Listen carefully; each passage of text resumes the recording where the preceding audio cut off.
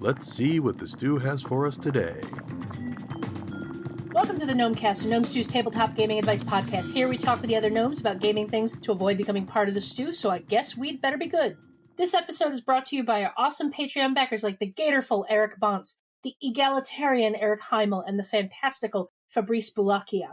Today we have myself along with Tomas, and we are going to do away with our opening Get to Know a Gnome question because this episode is all about getting to know Tomas, our newest gnome. Now, Tomas, You are our first gnome not from North America. Can you tell us about where you're from? Okay, hello everyone. My name is Tomas, as you just said. I am from Argentina. It's a country, if you live in the US, I'm from the other part of the world, the southern part from America. Not America, the US, but the whole continent of America.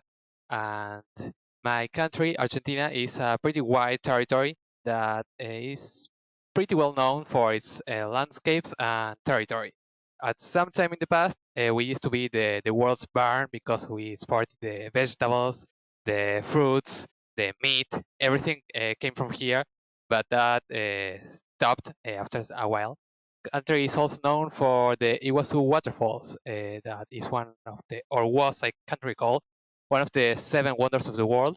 Also, we're also known for some very great food in here that we say it's from us, but the countries around us, like Uruguay, Paraguay, Chile, say it's from their territory. We aren't sure, so I'm going to list some. Dulce de leche, asado, that is some kind of meat that is amazing and you have to try out. We also are great at doing ice cream. It's amazing.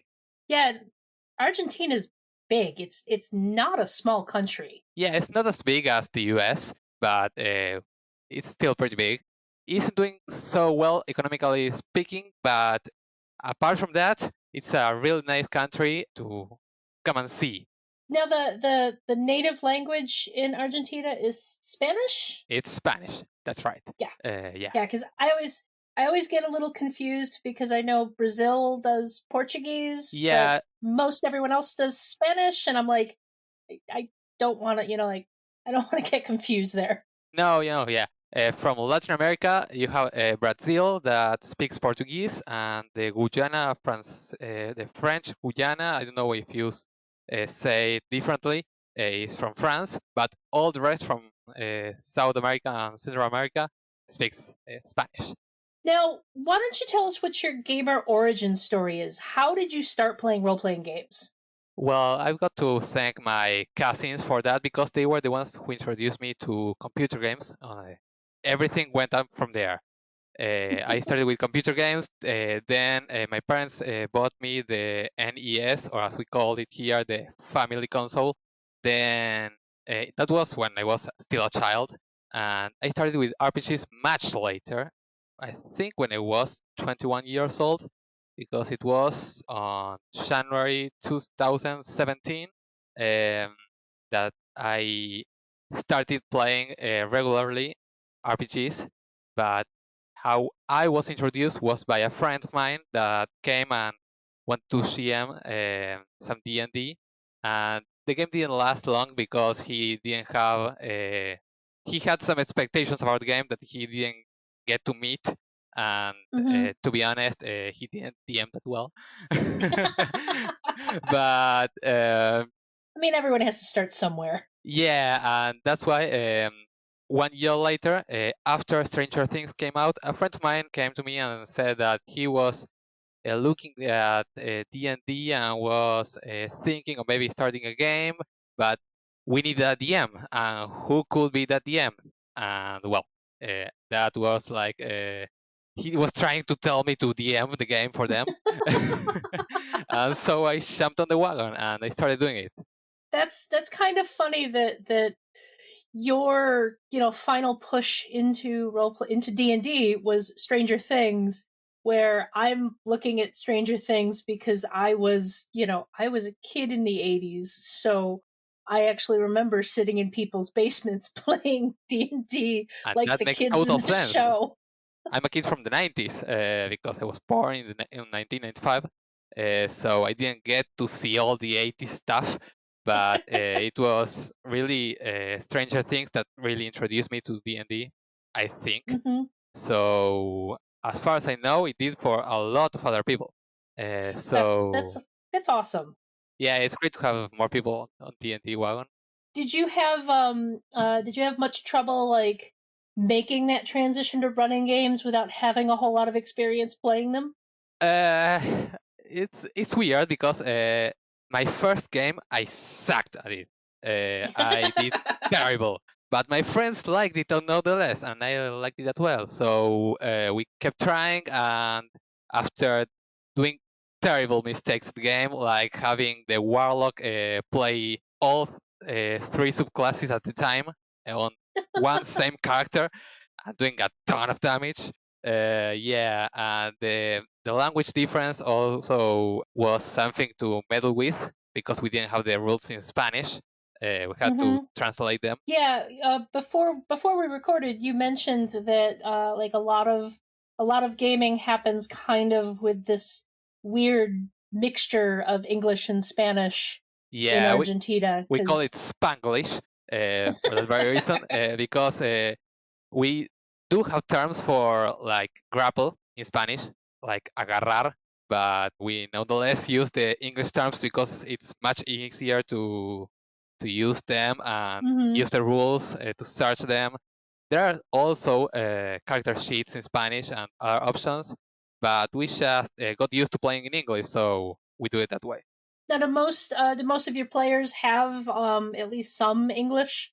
Yes, I am the one that has the better level of English, but nonetheless, they all speak very fluently, even though we don't need to because we play in Spanish. We just use the English terms for the different abilities and conditions, maybe.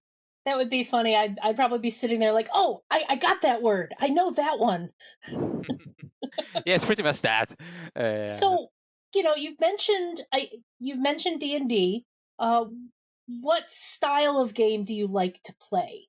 Well, as far as styles of play, I just became an engineer, so I wouldn't say I'm very good with numbers, but I'm used to using numbers in my life and being very structured. And my friends are as well. So we do play a very crunchy style of game, rules heavy. So we like great scenes of combat. We have done some kind of war-like games in D&D, even though the game isn't ready and designed to do that. We had some crazy combats with orcs that were from the army from Asmodeus and things like that going on. So, like actual big battles instead of just little team combats against a single monster. That's how it started, but as time went on, I started discovering more RPGs, and as I did that, I started to understand that I actually preferred rules light games. But my friends still prefer crunchy games, so we still play D&D as we used to play, and sometime I'll get them to play for a while some other game. Someday. Have you started trying to like slip in some of the rules light style or philosophy into your game and like just have them not notice? Well, I did because as I started writing for Tribality, I started to try out some different games, and to do that, I needed to play the game. I have to thank my players for at least trying those games out with me to make a review or some comparison with other games. And as we did that, we managed to understand that there were many rules to steal from other games and import into D&D, like the clock system from Blood in the Dark. I haven't played that game yet, but I'm looking forward to do that and steal that mechanic because it sounds amazing. Yeah. I'm a big fan of the way like the gumshoe system hands out clues and mysteries. That one's just like that just goes into all the games I run now. Yeah. Doesn't matter the system. It's like this is how we're going to handle clues from here on out. Well, I got to play Waterdeep Dragon Heist, the adventure, and Uh-huh. I did it in a very detective-like and mystery kind of way. So I used a lot of Gumshoe and Mm-hmm. also used the Alexandrian remits to pick some sort of new stuff to add into the game. If you are playing Waterdeep Dragon Heist, take a look at that because it's amazing. Yeah, I actually ran Dragon Heist for my crew, and it's a good adventure, but there's still some parts in there where I'm like, have you actually did the writers ever actually play with real players? Because there's some sections that are just don't play well as written, so you have to kind of adapt some of it, especially depending upon how your group interacts with things. Yeah, there's a lot of them from the book. So I was reading it. I started reading one of the chapters with one of the villains, like Manchun, and then I read Charlatzel and Sanatar, and I wanted to have them all in my game. And the Casalanters. So I did just that. I ported them all into my game, and the adventure just went from one side to the other. It had fireballs going through. Manchun killed one of the characters at one point, so they seeked revenge and ended up killing him with the black stuff. So yeah, I'm not spoiling anything, by the way, because this was all made up by me.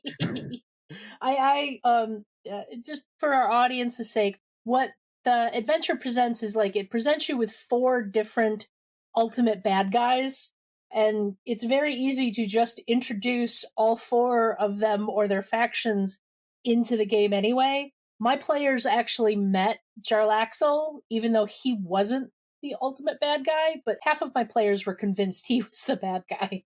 Oh, I loved playing Charlotte. I picked some sort of French accent for him that I loved making, and my players loved it as well. So I had some shenanigans going on with him, That's the awesome. players. Now you mentioned that you started writing for Tribality a while ago. What made you start wanting to write about games? Well, I didn't want to start writing about games. It was just something that I had some free time. I studied English in high school, and I started to lose it as I went. I started going on college and never Mm-hmm. getting to practice it. So I just thought that I could use this thing I like, D&D, and started writing about it. So I got myself a blog and wrote some stuff and promoted it on Reddit until Sean Ellsworth, the one that is managing Tribality, saw my stuff and just told me to come in and start writing for them, and that's where it all began. That's awesome. Because you've been working on a pretty cool series of articles for us. That's kind of a mashup of monsters. Can you tell us about the inspiration for that series and kind of where you're going with it? Well, I think that what started me to write and care about writing monsters was when I first wrote my Demogorgons from Stranger Things. I did a stat block for them for Rivality for Halloween, Mm-hmm. I think, on 2018, maybe. We can put a link in the show notes. Yeah, I wrote some different variations because as the show went on, they did start adding new types of Demogorgons, like the Demodogs and things Yeah. like that, that are very different from the Demogorgon from D&D, but nonetheless they have the same name. I just wanted to pick those monsters and make stat blocks for them. I liked it so much that Sean grabbed me and got me hooked on started writing about Seas of Vodari and Under the Seas of Vodari monster for them. These two are books that I did for Tribality that you should check out because they are amazing. And I did about half the monsters from those books. Well, Under the Seas of Vodari isn't out yet. It just got a successful Kickstarter and it's coming soon. Very cool. Again, we'll get it in the show notes. Okay. Well, from up there, I just started writing monthly encounters and different ways to run monsters. And just from that, I started getting hooked on writing how two different monsters could have something in common and why they should be working together or as enemies. That's how the inspiration for this series came out. Yeah, because you the article that you've I believe there's a second article on this monster combo that will be published soon, probably around the time before this podcast is out. But the one you've published as of our recording is the Fire Giant Lovecraftian Ghasts combo. Mm-hmm. What were you going for with that one? Well, to be honest, and I am going to recommend doing this to a lot of TMs, I just grabbed the monster manual and picked one page. I got the fire giant, and I said, I'm going to write about this fire giant. I started thinking, well, what other monster can I pick? I grabbed the gold from Call of Cthulhu because I wanted to mix in both games. And even though goals are in D&D, the ones from Call of Cthulhu are very different from them because they can jump like kangaroos, and that's terrifying. And that's how the idea came to being. I just mixed up the two of them and started thinking of ways on how the two of them could work together. And that's how the Valkyrie Fire Giant came to be. That's very cool. What other types of articles can the audience look forward to from you? I'm looking forward to writing all sorts of different articles. I was thinking about writing articles about game design, maybe, because that's a passion of me. Mm-hmm. I have also written for my guest article some rules to apply to D&D that were like a different sort of inventory to use in your game, inspired by the Diablo 2 video game. Yeah, like a little mini game for how to handle inventory. That has some mixing with Tetris. So if you like that, check that out as well. And well, I'm looking forward to writing some sort of articles like those, maybe more about monsters as well, and as well as how to run monsters and how to create your own ones. Awesome. Yep. Awesome. More like that. Is there anything else you wanna share with our audience? Because I think we've covered all of the questions I originally came up with. Well, if you like all about game designing, preferably level design, because that's the thing that I am more passionate about, you can check out my stuff and go into my Twitter, and I write about all sorts of things, going from Marvel superheroes to nerdy stuff, video games, RPGs. I'm trying to play more RPGs and started a gaming group a while ago to try out more different games to recommend.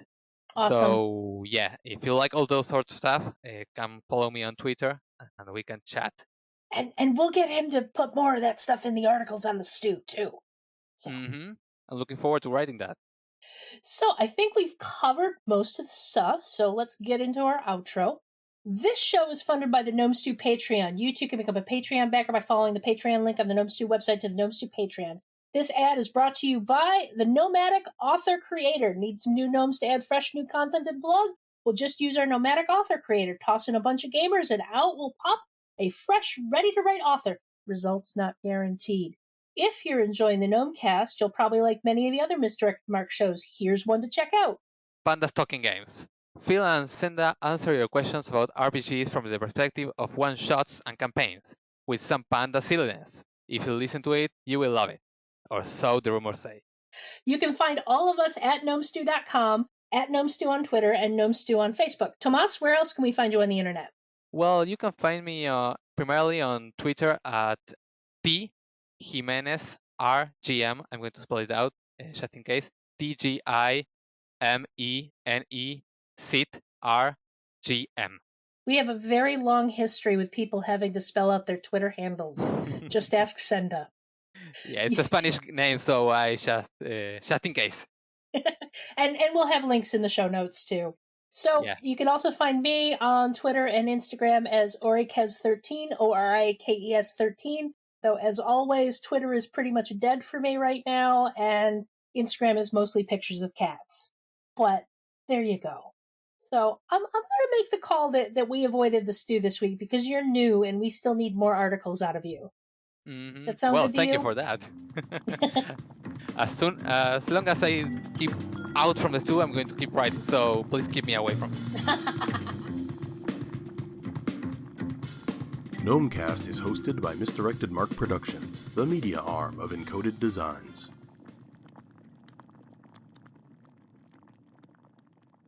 Now it's recording.